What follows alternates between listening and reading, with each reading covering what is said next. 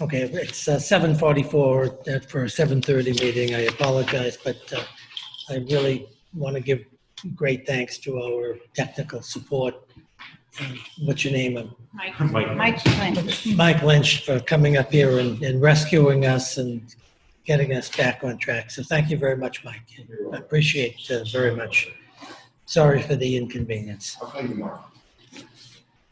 Okay, we're all set to start our first hearing of the evening. This is the application of Glenn and Betsy Hoffman. It's dated June 23rd, 2020, on file with the board, seeking a special permit pursuant to section 4 of the Milton zoning bylaw. In this matter, the applicants are proposing to build a 12-foot by 5-inch by 14-foot one-story addition to the left side of their property at 27 California Avenue in Milton, which is in a Residence C zoning district. The building was constructed in 1940 as a single-family home and is considered dimensionally protected and non-conforming. We have a plot plan on file from the applicants, which show that it's dated May 11th, 2020, and it shows that the addition would be built at a distance of 15 feet, 2 inches from the left side property line, when 20 feet are required by the bylaw. And here the applicant is seeking a finding from the Board of Appeals in the form of a special permit that the proposed addition is not more detrimental to the neighborhood than what currently exists. My name is John Leonard. I'm chairman of the Board of Appeals. With us this evening is board member Jeffrey Mullen and board member Michael Brown. The rules of the board for this hearing and for the other hearing coming up. We'll first hear from the applicants, and then we'll hear from any person who has questions of the applicants, and of course, including the board members.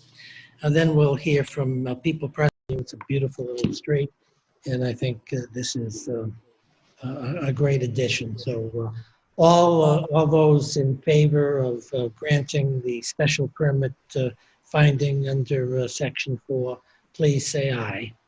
Aye.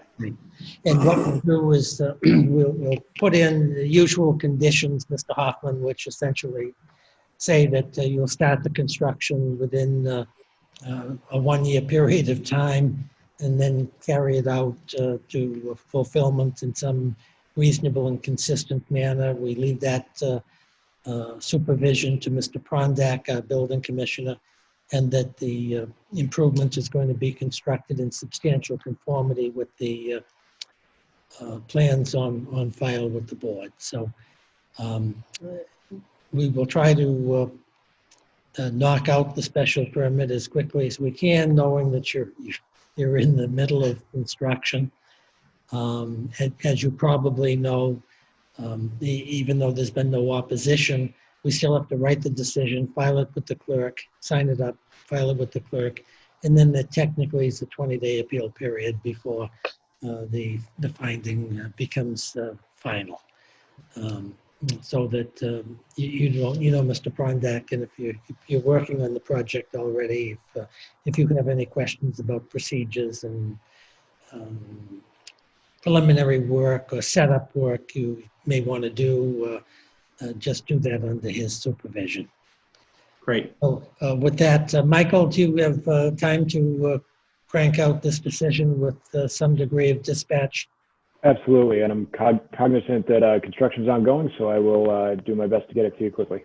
That's terrific. We appreciate that very much. Thank you, Michael. Thank you very much. And Mr. Hoffman, thank you for a great presentation, and good luck on your addition. Thank you, Chairman. Have a good night. Thank you. Have a good night. Thank you. Give our best to Mrs. Hoffman. I will. She's here. Congratulations. Thank you. Okay, that's great. Thank you very much. Michael writes decision. We'll get you the paperwork, Mike, and whatever else you need to. Great. Some on.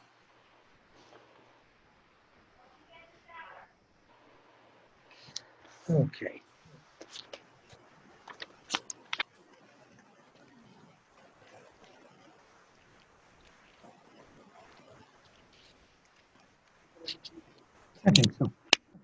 find out.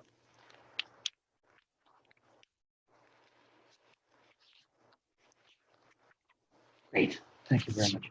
Okay, well, is everyone ready for our second hearing of the evening? Yes. Okay.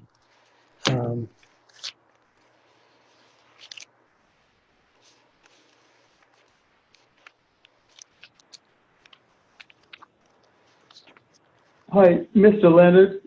It's John Rowe.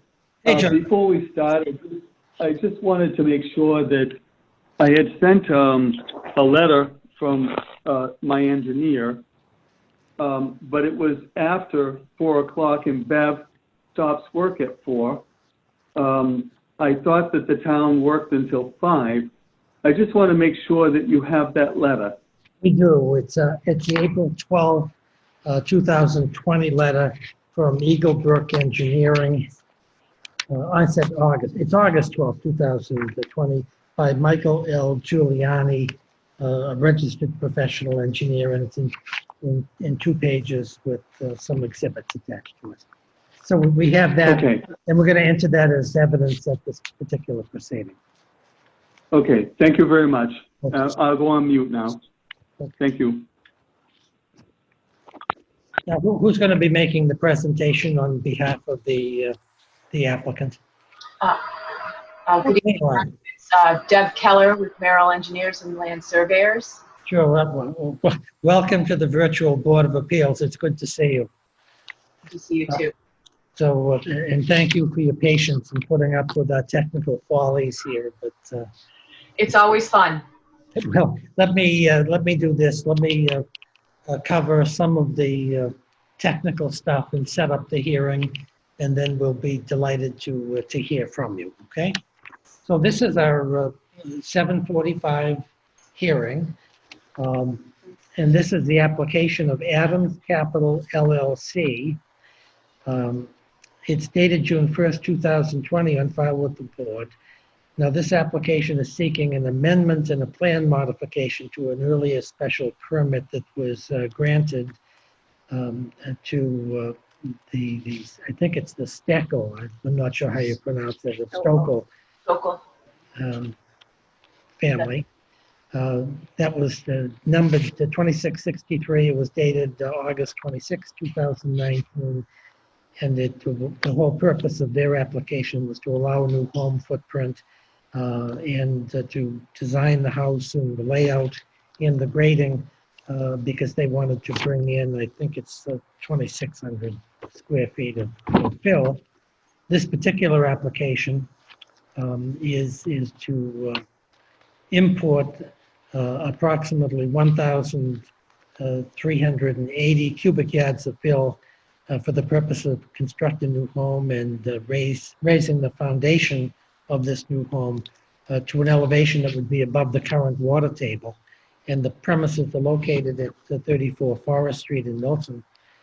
The zoning bylaw provides for earth removal, which is prohibited for more than 1,000 cubic yards for the purposes of constructing a single-family residence unless it's authorized by a grant of a special permit by the Board of Appeals. This particular residence is on 34 Forest Street. It's in a Residence A zoning district. So my name is John Leonard, and I'm Chairman of the Board of Appeals. With me this evening, board members Jeffrey Mullen and Michael Brown. The rules of the board are going to be just as the first hearing. We'll hear from the applicant, and we'll hear from people who have questions of the applicant and people who wish to speak in support or in opposition to this application. As evidence for this particular hearing, we'll have the application, which is dated June 1st, 2020. We have a letter from Deborah Keller, a professional engineer and senior project manager for this particular site. It's dated June 2nd, 2020. It's to Mr. Prondak, the building commissioner, and it sets forth the various revised cut and fill information for the property, and sets forth what was approved in the previous application, the Stokel application, and how this application differs from that in various technical respects. So we thank Ms. Keller. With this particular letter, there's a report that was prepared by Merrill Engineering. It's dated May 27th, 2020. It's in multiple pages. It looks like it's probably approximating 77 pages with a lot of very sophisticated and technical calculations dealing with surface flows and chamber wizards and open field and how a rain garden is going to benefit the surrounding properties as well as the subject property. So I'm not going to, and it has some additional calculations with respect to recharge volumes and water quality and various other very technical things, together with a whole series of plans of the proposed building and the proposed chambers and fee shapes, which are designed to eliminate the effect of this new proposed dwelling in a new location on neighboring properties. We also did receive a letter from Michael Giuliano, a professional engineer and professional land surveyor. He's a principal of Eaglebrook Engineering and Survey Inc. LLC. Mr. Giuliano represented Philip Johanning and Mr. John Rowe in the reviewing the plans for the Stokel application, and he was also engaged to review the plans that are being submitted by Merrill Engineering here. And his letter is somewhat lengthy, so it's 2 pages, but I'm going to try to summarize the letter and maybe summarize his conclusions to move things along and not make a virtual hearing overly technical. It's an August 12, 2020 letter, and he says that, and it's written, by the way, to John Rowe and Philip Johanning, his clients. And he says that Eaglebrook reviewed the proposed single-family dwelling and the site improvements that are being now proposed for 34 Forest Street. And he defines the scope of the work was to look at the stormwater design and the stormwater analysis and to determine whether there were any potential impacts to downstream properties. He says that they considered the septic design plan, which was revised as of July of 2020, the existing conditions watershed plan, the proposed conditions for watershed plans, stormwater design analysis, which is the lengthy document that I was just describing earlier, that was prepared for the new owner of this property, Adams Capital LLC, with certain revised models.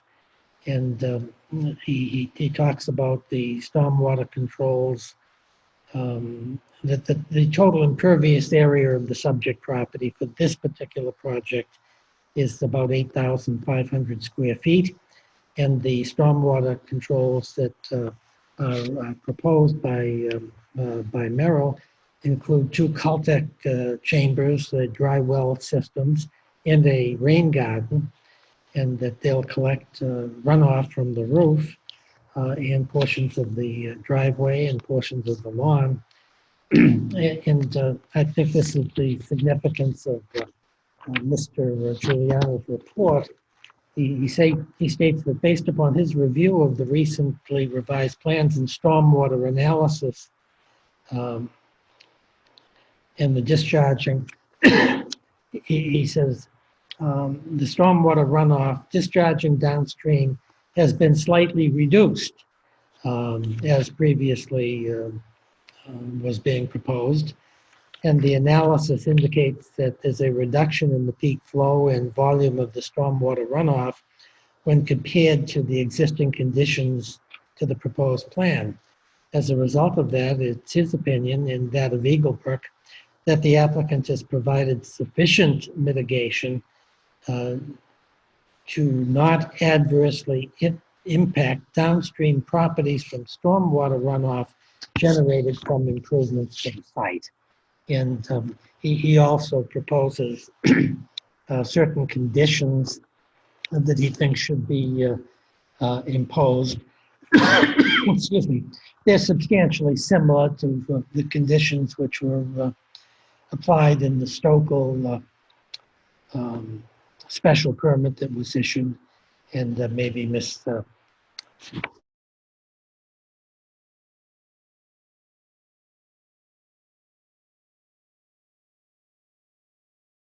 we did not receive any calls or any correspondence or any emails. Oh, I guess we did. Hold on one second. We did. We did receive one email from a Maggie Oldfield at 397 Hillside Street. And this is on Thayer Nursery. It's not a letterhead, but she uses that as one of the signing addresses. And she hopes everyone is well, and we wish her well. And she says that she was wondering if the proposed plan for this particular project is substantially the same one that was approved previously.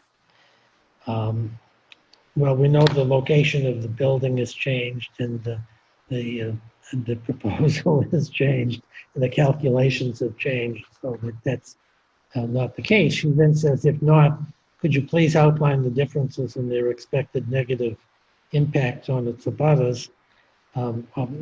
We'll hear from Ms. Keller on that. We've already heard from Mr. Giuliano on that, and the Merrill Engineering report is, bear with me one second, has a date of May 27th, 2020. So it's been on file with the board in this file for a long period of time, so that if somebody since it was filed, I believe, with the application here, so that if somebody wanted to read all of that technical information or somehow have their own engineer come up and look at the calculations and other plans, they could have done so. This application is dated to June 1st, 2020. So the other thing Ms. Oldfield says is that the drainage system that was installed according to the terms of their special permit is working as designed, and they would like assurances from the board and the town that any plan that is approved for this particular street does not negatively impact the property and its downhill neighbors, including Thayer Nursery, in any way. And if any complaints regarding flooding arise in the future from abutting neighbors, she expects the town and or the board to restate that the flooding cannot be attributed to the activities of Thayer Nursery, because their system was improved and inspected by the town of Milton and is doing very well. So we thank Mrs. Oldfield for her letter, and we'll certainly file that with the file. So as I say, that was the only correspondence we have.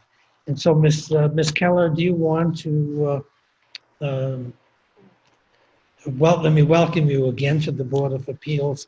Thank you. If you want to, as briefly and concisely, but as clearly as possible, explain what is being proposed here and how the various features of your water protection system is designed to protect nearby properties, including Fay Nursery and other abutting properties, and why you believe that the special permit to bring on the amount of fill that you've requested is fair and reasonable. Yes, of course. Thank you very much. Good evening, Deb Keller with Merrill Engineers. Again, to briefly start off, a quick history. Chris and Elizabeth Stokel did file the original special permit for this property, and when they subsequently sold to Adams Capital, obviously the footprint of the home changed. Everybody's preference is a little different. The location of the home is in the general same position on the site. The configuration of the footprint is slightly different. It's an L-shaped building currently, or as currently proposed on this current application. And with that, obviously the driveway is slightly revised to comply with the new home footprint, resulting in us changing the site plan, which is the first condition of the original special permit, saying that we must comply substantially in conformance with the site plans, and therefore we're asking for a modification to that plan to be applied.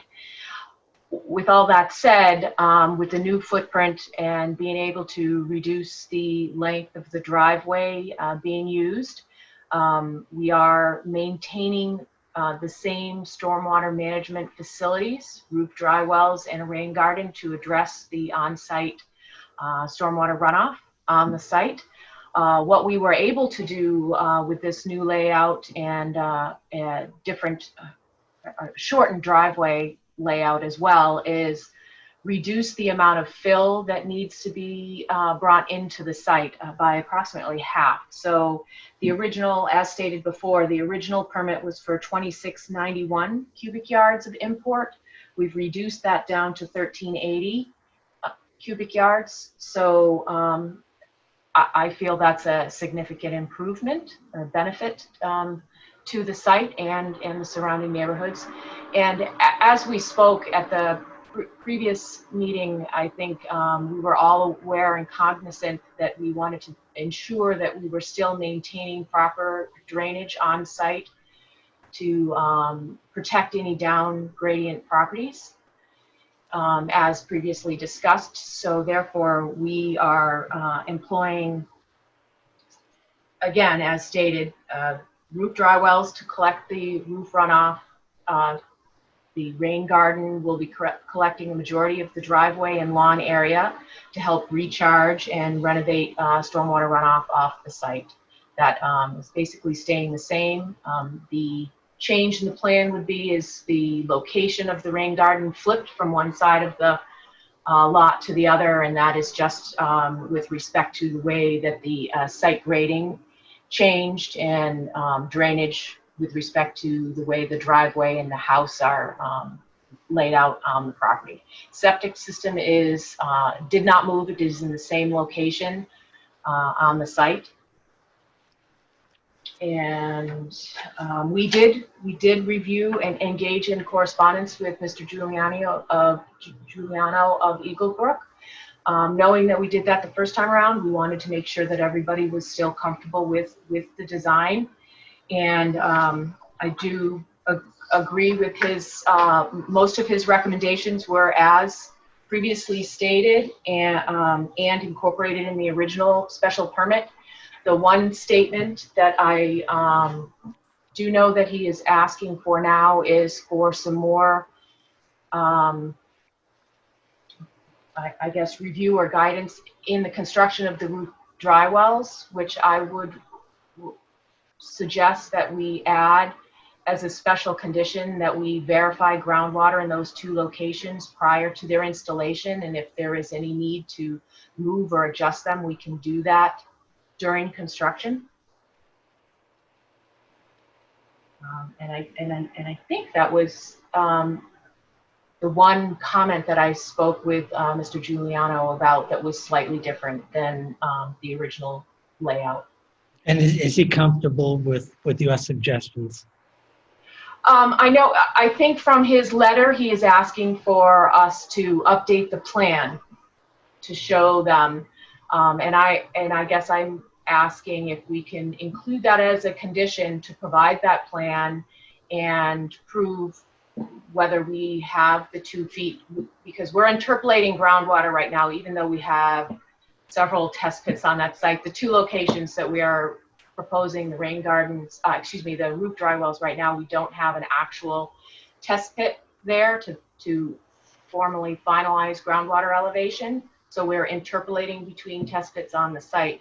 So if we could do that just before it's installed, or the first step of construction to verify that.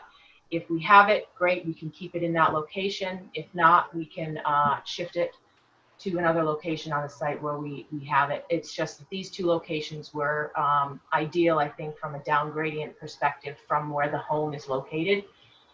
Very easier to install.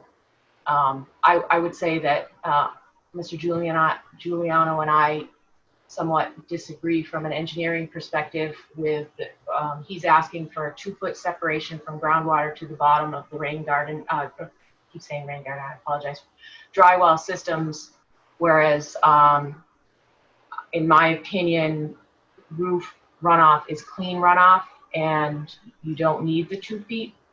The 2 feet is for treatment. And since this is clean runoff, it's technically not required. I do understand it's a language thing in the standards. So if it's something that makes people comfortable, we're happy to have that as a condition. Okay, great. That's the first condition that he was discussing. Yes. Yes. Okay, that's fine. Do you have anything else you want to add in support of this application? I think that I've covered all of the changes between the previous application and this application. So I believe that is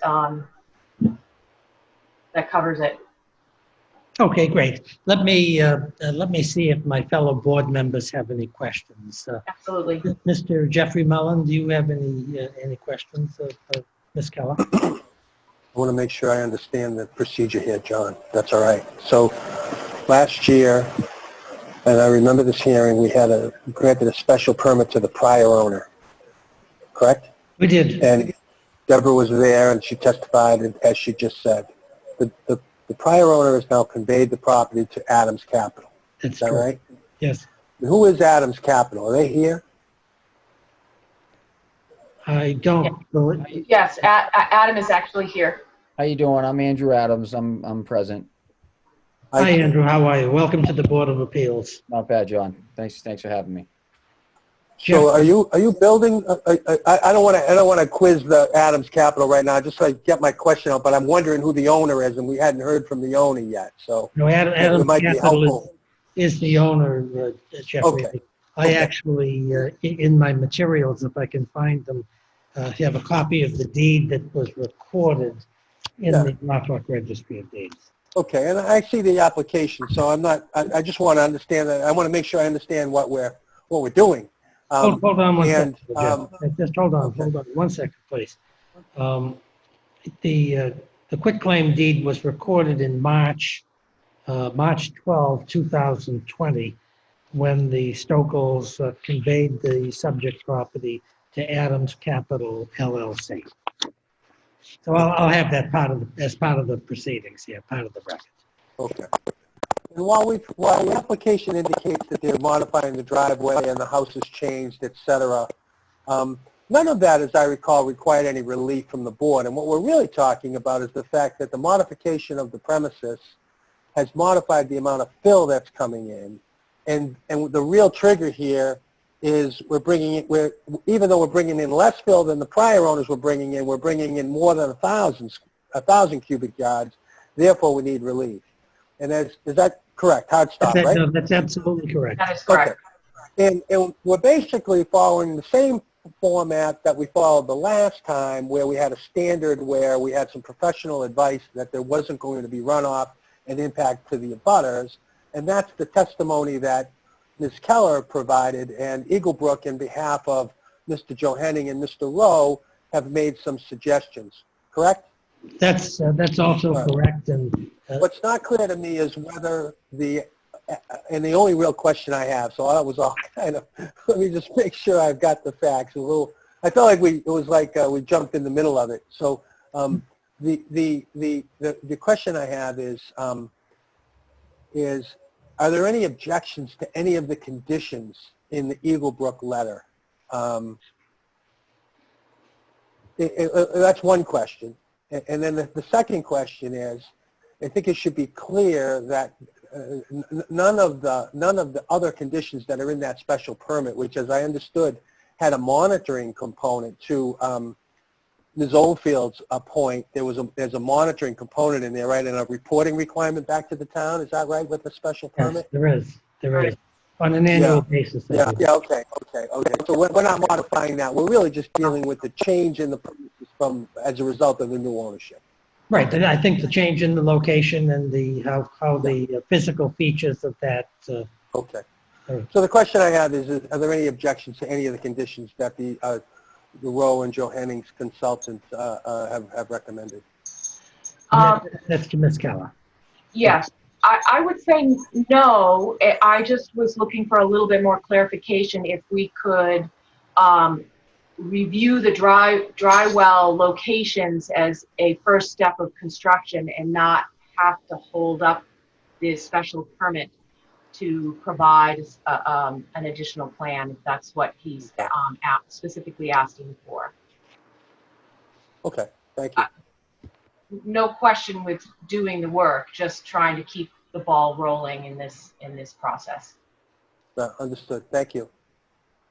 No further questions, John. Okay, thank you, Jeffrey. Mr. Brown, do you have any questions? Yeah, I'm just trying to get this clear in my own head as well. Are the Eagle Brook concerns with the dry wells related to the bringing in of the fill, or are those more general concerns about the project overall? No, I think it's more a standard approach, and it's each engineer. I'm sorry to say, but the stormwater management regulations can be ambiguous at times, where they state one thing one way in one section and oppose it in another. So depending on how you interpret it, you can take design criteria, interpret it differently. So what Mr. Giuliano is saying is that he's saying, regardless, no matter what type of dry well you're using or what water is going into that dry well, you need a 2-foot separation from groundwater to the bottom of the system.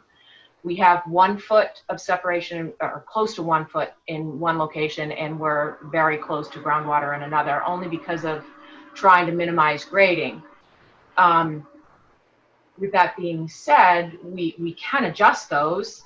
Ideally, we were trying to minimize fill, and in my opinion, roof runoff is considered clean water, and therefore it's stated it does not need to be treated. And so all you're trying to do with the design of the roof dry wells is get that surface water running off the roof back into the ground. You're not looking for treatment or to clean that water because it's considered clean water.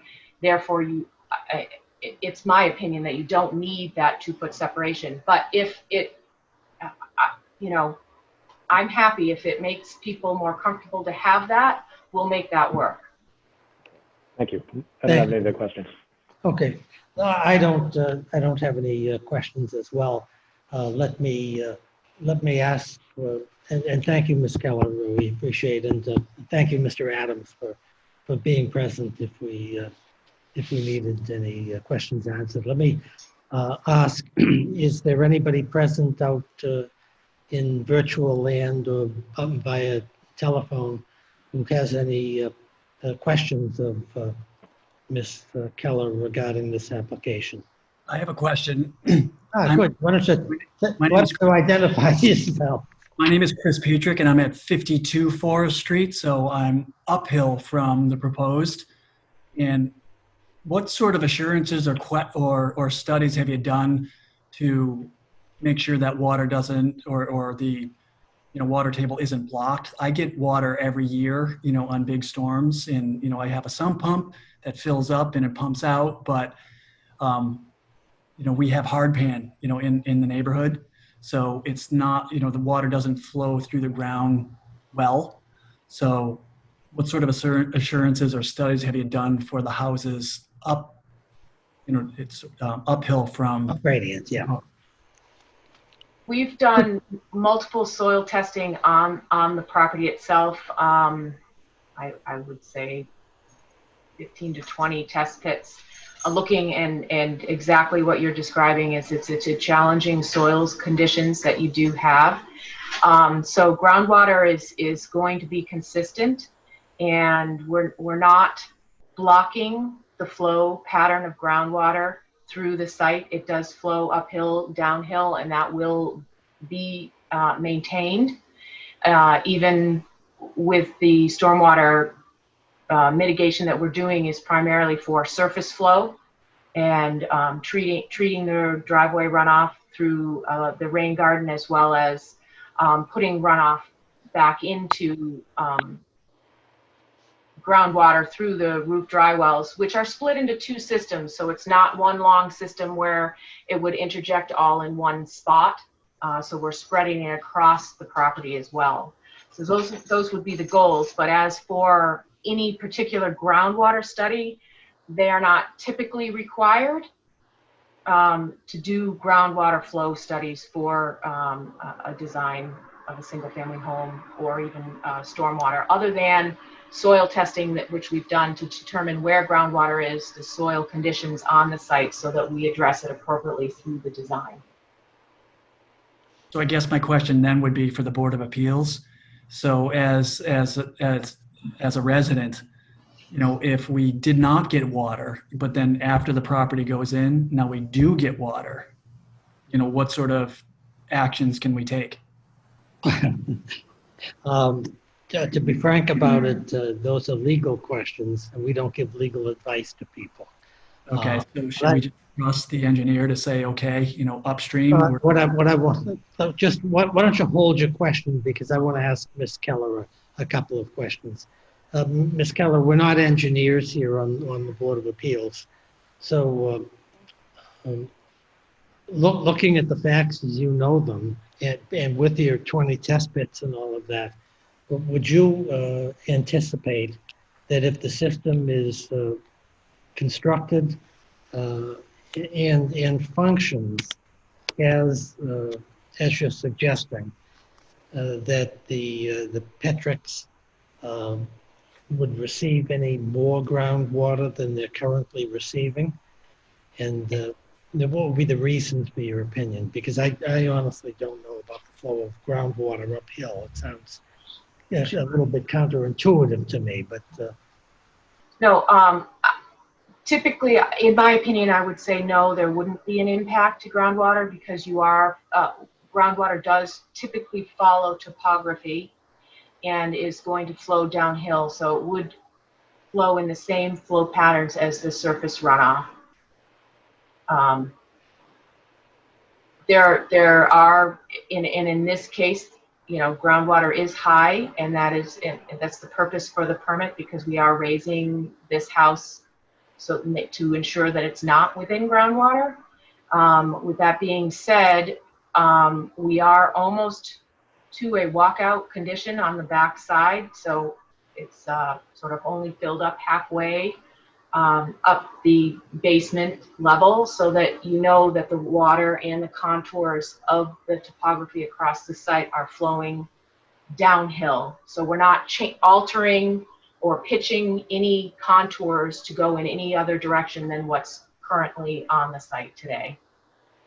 we want to maintain those same drainage patterns. Do you know how far the 52 Forest Street residence is from your proposed residence? Is it 34 or 43? 34. 34. I do not know how far up the street that is. We're we're one house away from the, 44 and then right. up next. Okay. So yeah. We just had a previous experience where somebody put an addition on their house, and after they put the addition on their house, we experienced water in our basement, which we had never experienced before when we were about to sell the house. So that's why we're questioning. Sure. And I guess I would ask, was that house with the addition in relationship to your house? Where was it located? You don't know? No, it wasn't close to where we are now. Yeah. It's hard to make the connection that the addition is what caused that, I think, is where the difficulty lies. Oh, yeah, the addition totally. It was, we had no water, and then all of a sudden our next door neighbor put an addition on, and our cellar flooded. So Oh, it was your neighbor. I was sort of getting the impression it was a couple houses down. Sorry, Oh. my apologies. But I guess the other question is, if we put a house on it, and I'm going to guess it's not a small house that's going there, so it's going to be pretty expansive. It's going to carry some weight. So I imagine that weight is going to press down, on the water table. So and act like a dam to a certain extent. But, will you have flow around, so people on the east-west are going to get, more water?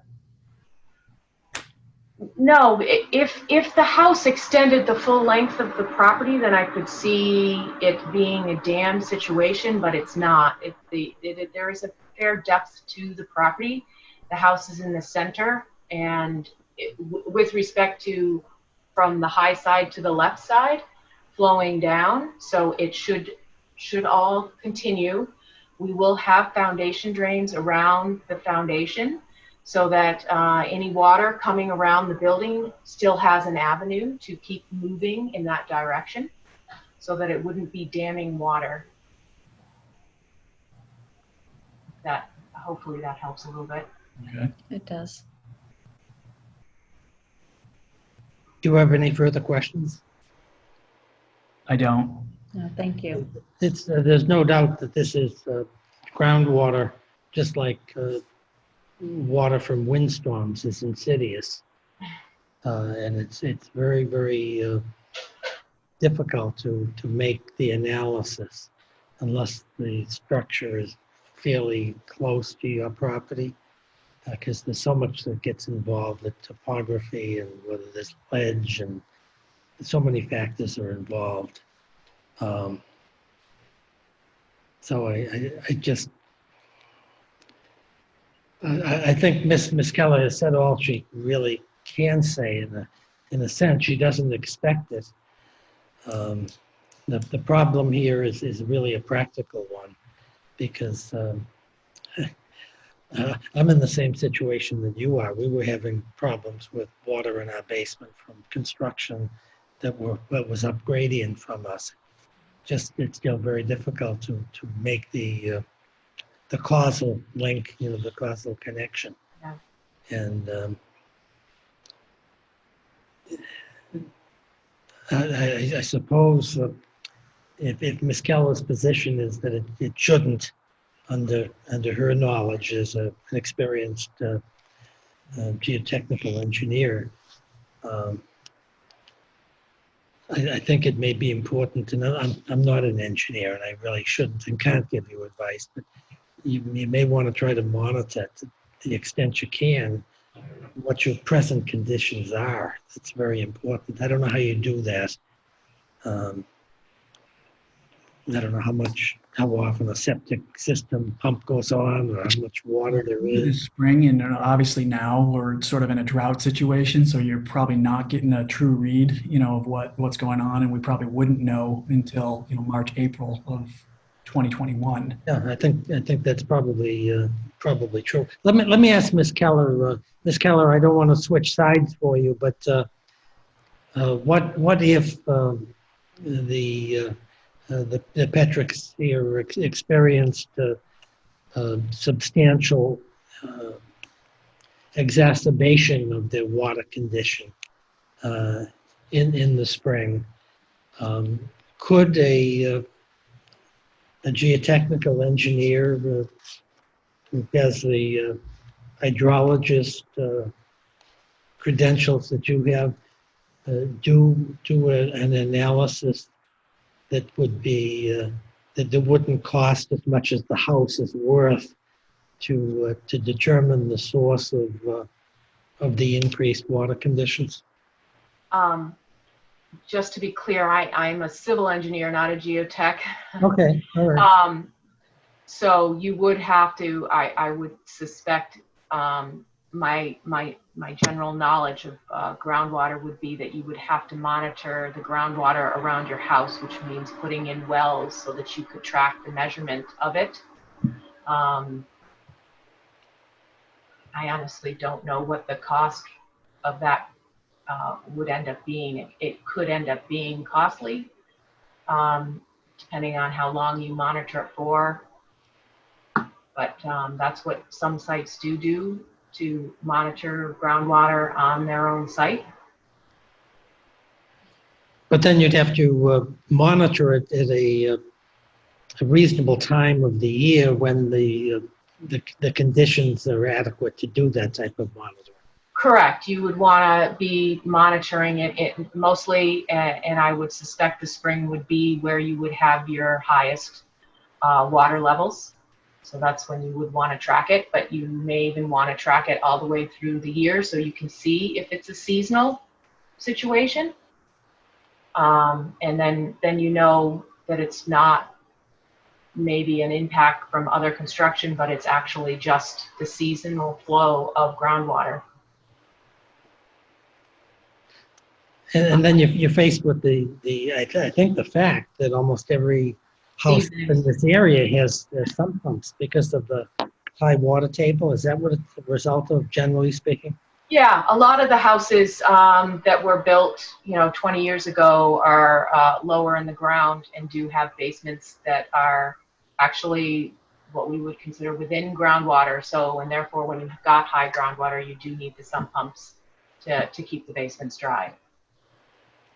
And any other type of design change would generally be financially not feasible? Because On those houses, you'd be looking to raise the foundation, so it's really not a feasible option. That's why when you look at new construction, you're seeing houses higher because everybody's trying to get the house and basement above what people are now determining as groundwater. Well, thank you for being so candid. Mr. Petrick, do you have any further questions you want to ask? I don't. Okay, then let me thank you for your question. It's a good question. It's very difficult to answer, I think. Let me just ask: is there any other person present who has questions of Ms. Keller regarding this proposed project? Okay, there's no such person present. Hi, Earl, yes, sir. Do you want to be heard? thanks. I'm not sure if now is the time I should talk or not. Well, why don't you hold on 1 second and let me just ask one more question and then we'll get to you. And that is, Okay, Mr. Leonard. because I don't want to lose my sequence. Is there anybody here present who wishes to speak in opposition to this project? Okay, so there's no such person present. Mr. Rowe, the floor is yours. Thank you very much, Mr. Leonard. First of all, I'd like to say hello to Mr. and Mrs. Petrick. Thank you for coming. Your boys sell us their wreaths every Christmas, and thank you very much. Phil and I do not have any objection to this development as long as the suggestions by Mr. Giuliano are implemented. And I think, Ms. Keller, you had indicated that you would implement his recommendation for the runoff from the roof that eliminates the pollution from the runoff from the roof. I think that it's important. We all know in Milton we get I don't know if it's a big bill, but it's a significant bill every year for the stormwater runoff mitigation. And so if we're going to build a new home, my expectation is that that mitigation would be taken care of with the new home and not my tax dollars. So again, we support the project as long as all of Mr. Giuliano's recommendations are implemented. And I think, Ms. Keller, you have agreed to that. Is that correct? That is correct. Okay. Thank you. Okay, thank you, Mr. Rowe. It's good to see you again. Thanks for participating. Thank So, Ms. Keller, do you have any further thoughts or evidence that you want to present? Or are you content with the record? I think I'm content. I think we've covered everything, and if there's any other questions, I'm happy to try to answer them to the best of my ability. Well, I don't, Mr. Mullen or Mr. Brown, do you have any further questions? I really don't, I don't hear any. I don't have questions, no. Okay, so we don't have any further questions. So we will end the evidence portion of this hearing and consider the application on its merits. So, Mr. Michael Brown, do you want to be heard first? Yes, thank you, Mr. Chairman. I've reviewed the application and all of the materials submitted in support of the application and listened closely to Ms. Keller's presentation and the questions from other members of the community. I vote to approve the application. I don't think that the project as proposed would be more detrimental to what is already existing than what is already existing or than what was previously approved last year. And so, as I said, I would vote to approve the application. Okay, thank you. Mr. Mullen, please. I agree. I wonder if, on the Petrick issue, I mean, let me say this about the application. I like this process, and I appreciate the work that Ms. Keller has put into it, and the current owner, congratulate the current owner and the Mr. Joe Henning and Mr. Rowe for sticking with this. I think it's important. I also think runoff is a big issue, and I agree with what Mr. Rowe said about the difference between pollution and runoff. It's really about volume that we're really, I think that's the spirit of what we're thinking about. I wonder if, so I'm going to vote to support this, but one comment I have for the board is maybe we could bring to the attention of the building inspector the results of this hearing to just monitor the situation on Forest Street with the new house, given the testimony offered by the Petricks. Only because I think it's hard to recreate the record once it's been established, and it might be something. I know there's a lot going on in the town, but it might be something to keep an eye on, particularly because I know there's a monitoring program going in with respect to this property. And I think it would be good if the building can bear the house of this area. That's all I'm asking. All right, I will make a note of that, and thank you for your thoughts.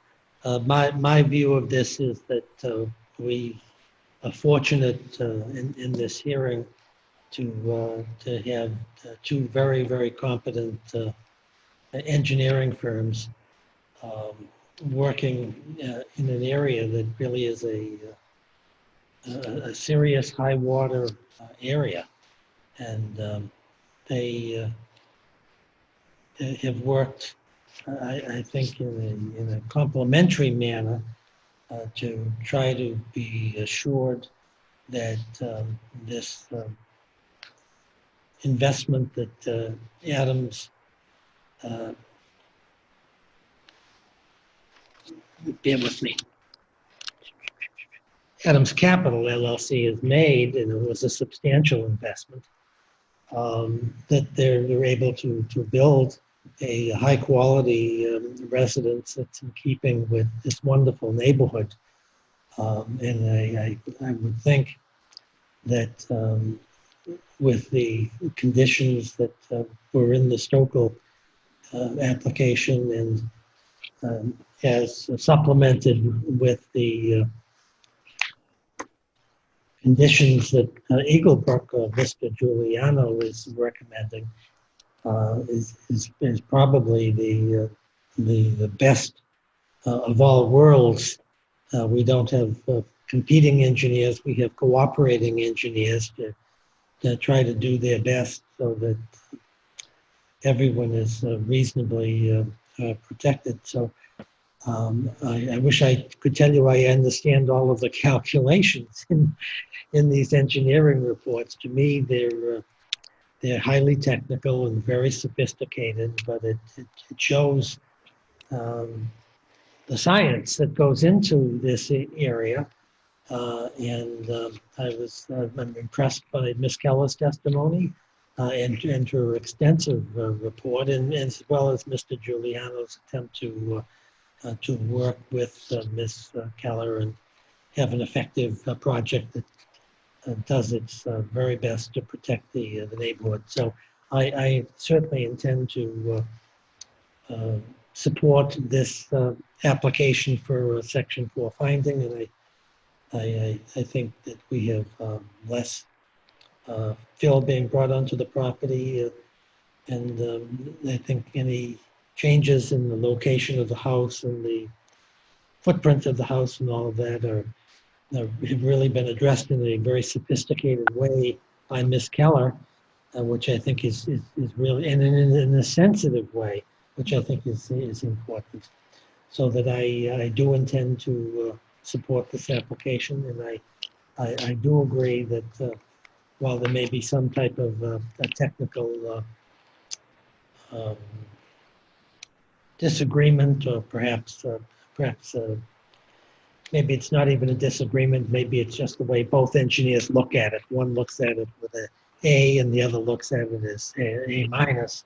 But I think under these circumstances that I would endorse Mr. Giuliano's revision, providing for this 2 inches of separation. I think it's important that occur, and just to avoid controversy and to give everyone the ability to have a good night's sleep.